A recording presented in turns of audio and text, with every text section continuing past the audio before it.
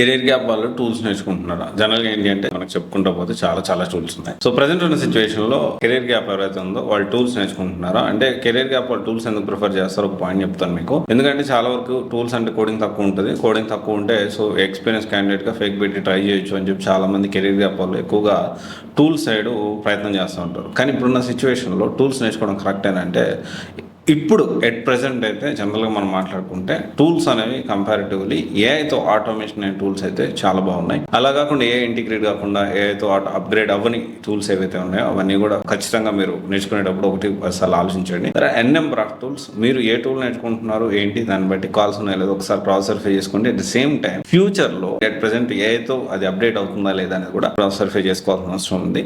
And institutes చెప్తారు నీ ఈ టూలే బాగుంటుంది, ఆ టూల్ బాగుంటుంది, నీకు ఇది సూట్ అవుతుంది. అట్లా ఎప్పుడైనా కానీ అలా ఆలోచించి మీరు డెసిషన్ తీసుకోవద్దు. ఎస్పెషల్లీ ఆల్రెడీ చాలా ఇయర్స్ మీరు వేస్ట్ చేశారు కాబట్టి కరెక్ట్గా రైట్ డెసిషన్ తీసుకోండి. టూల్స్ అయితే బాగానే ఉన్నాయి, కానీ ఏఐతో ఇంటిగ్రేట్ అయిన టూల్స్ చాలా బాగున్నాయి. Thank you.